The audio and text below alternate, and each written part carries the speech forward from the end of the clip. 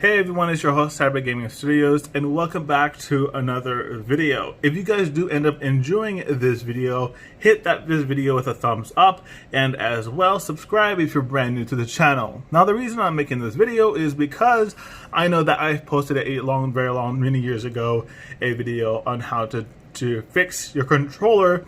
And I want to refine that in another video with a better video quality, better sound quality than my previous video, and just a more better environment so it is a more better angle. If you guys do like this kind of setup where the camera is just facing downwards towards the controller, let me know in the comment section below if you prefer this than my older videos, and do you still want me to continue this in the future. Now, the reason I'm making this video is to hopefully help you fix those issues and hopefully discuss everything in this video simply from what could be the possible cause and etc. etc. So this is my controller. This is a custom controller. It is from an original PlayStation controller, and you can already see that if you're looking here, I'm not sure which orientation, so I'm hoping the orientation is correct. And you'll notice that the bottom is white and the top is its stock case shell. So let me explain. So when I first got my controller, I wanted to be able to customize it, make it basically transparent so I can see inside the controller. Now the good thing about this is that the bad thing about this was the transparent case that I got for my controller did not fit. So, and I didn't know how to modify it without having to remove one of the stems for the screws. So I didn't really much use it. But I did use the bottom one and kept the black one to give that kind of white and black kind of style. So this way I can distinct my controller in case someone does rob us or something like that, and I know if they stole my controller.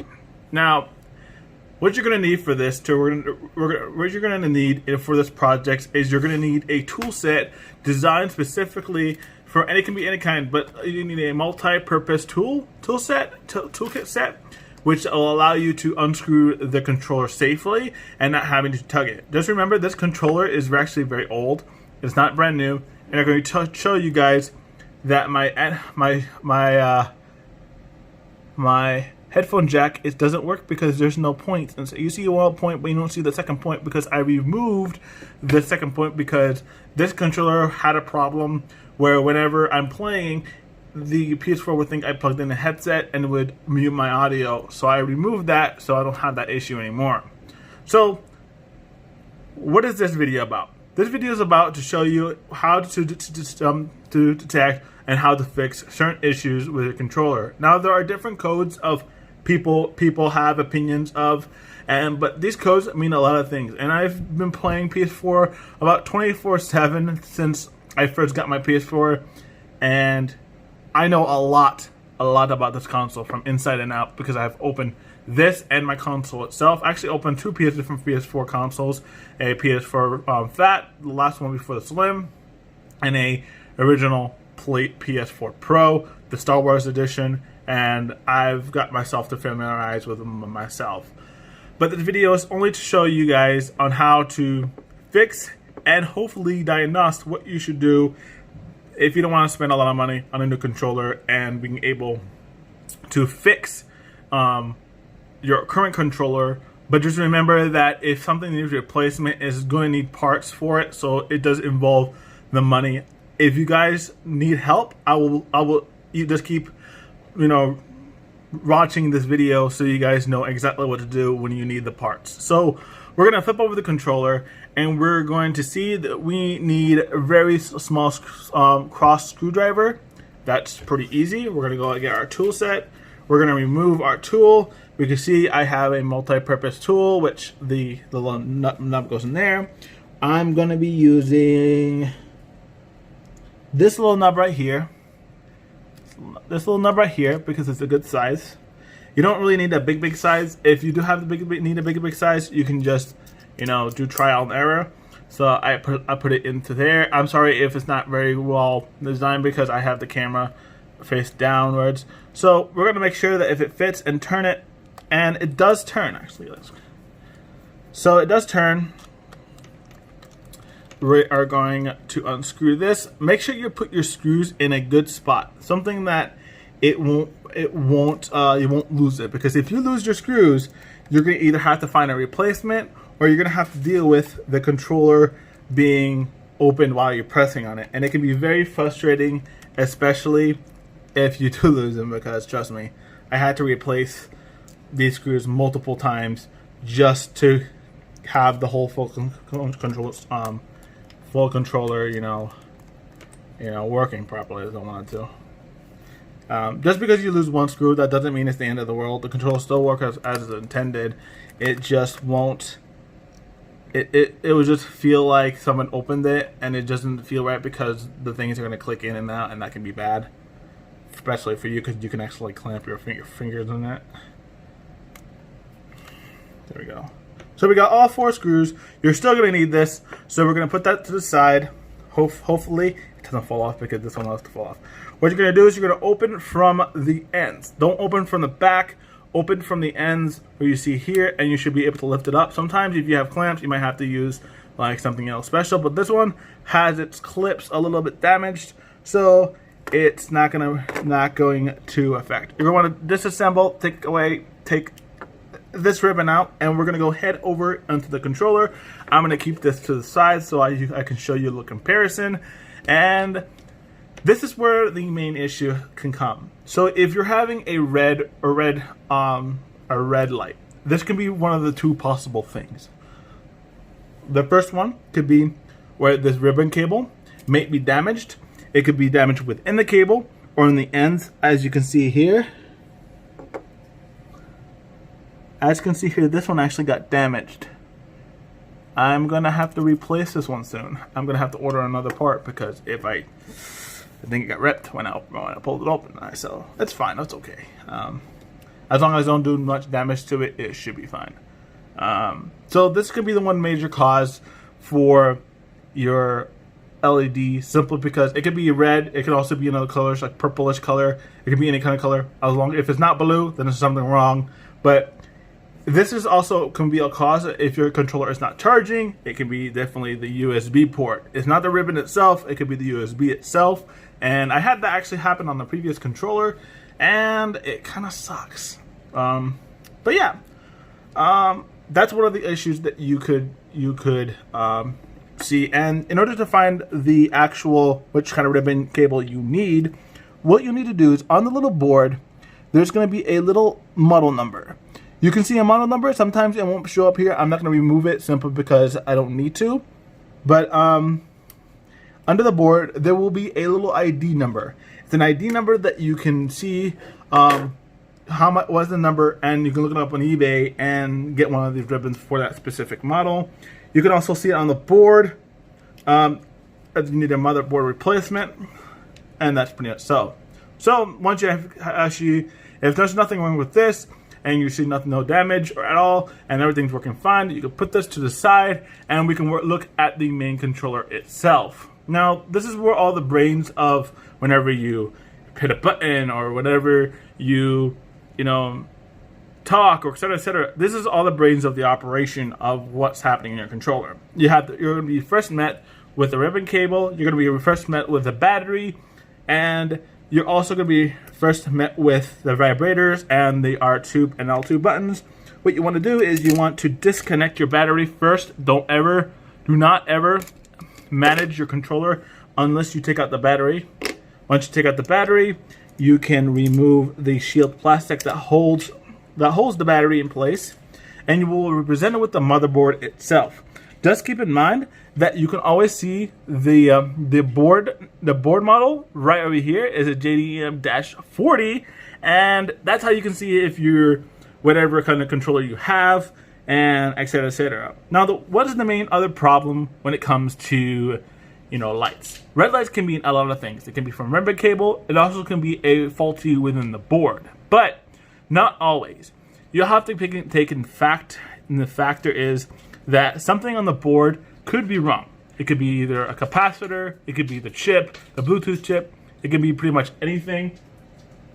And I know that you guys could probably hear something in the background. I do apologize, that's my cat's playing around with something. I don't know what they're playing with, but Yeah. So once you actually do see this, you're going to see the board. You're going to see a lot of wires to the rumble features. But you want to know how can I tell something's wrong with my controller?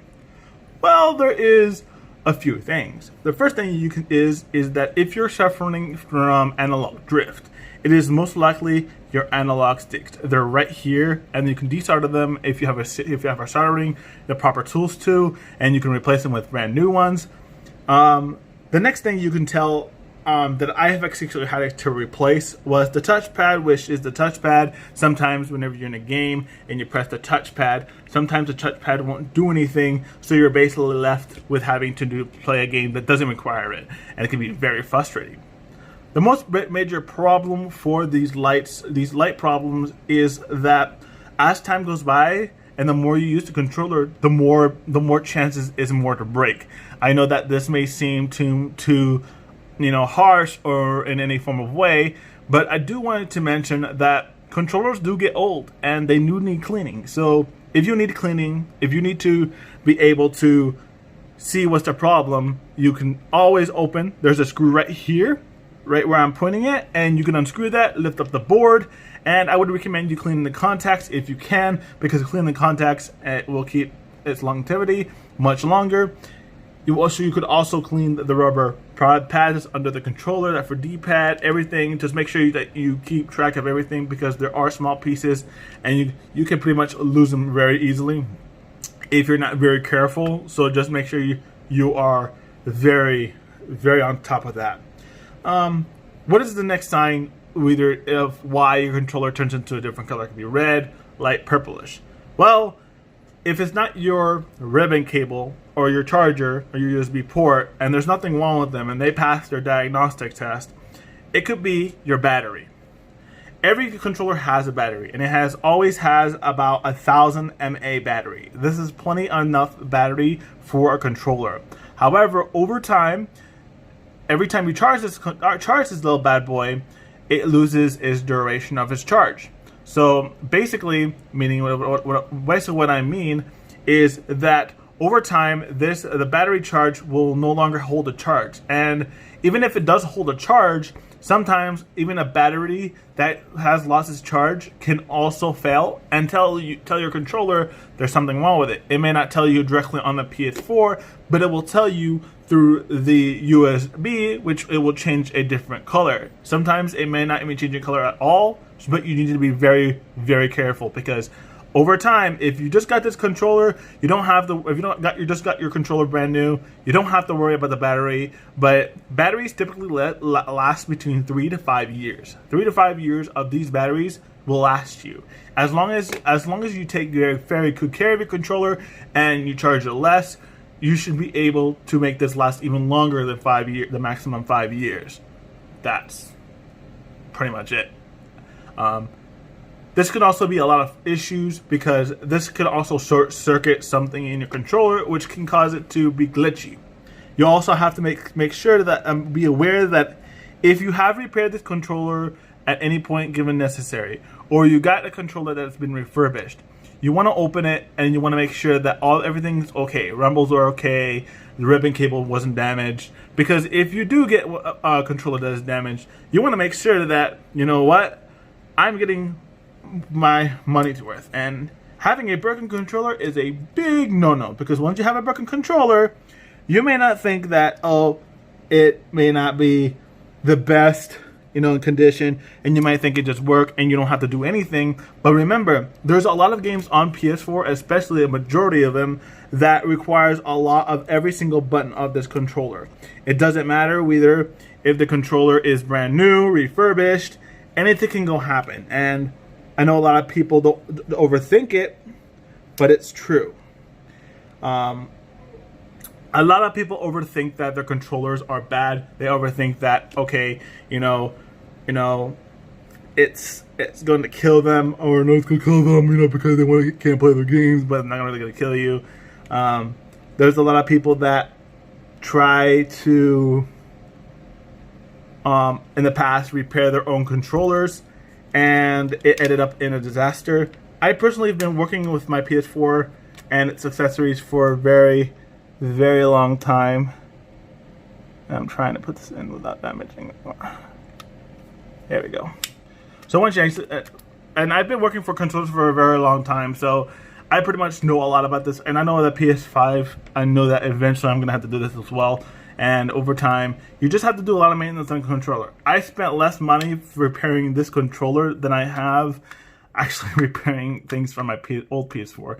And yeah, so I'm going to put this back. I'm going to try to get everything in place. As you can see here, everything's back in place. Before you actually do, I would recommend you, before you seal this up and you try it up, test it. Make sure that everything's working fine. I don't really need to test mine because I really didn't do much to it. And I ever redo its pre-existing conditions. So we're going to go back and we are going to screw this in.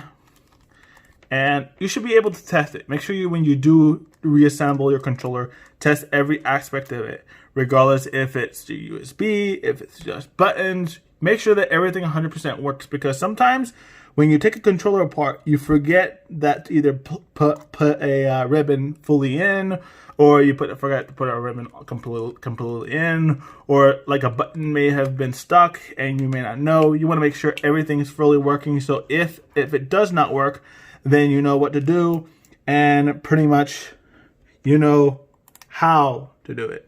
So this is not, but I want to say furthermore that this method is not for everybody.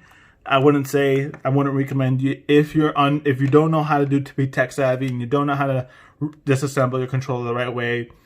Look up tutorials on how to disassemble your controller, especially if a brand new controller, or if you're not experienced. I would recommend you taking it to a repair shop to be able to do that job for you. And if I would recommend you guys to buy your own parts and then take it to them instead of them doing it, because it's going to save you every single dime and penny, and it's way more worth you getting your parts yourself at a cheaper price, and all you have to do is pay for labor, and you have to pay for that. All you have to do is pay for labor for the controller, preparing the controller, and replacing the parts. That's all you have to do. But either way, if you guys did enjoy this video, I hope you guys did. If you guys enjoyed the video and it was fun,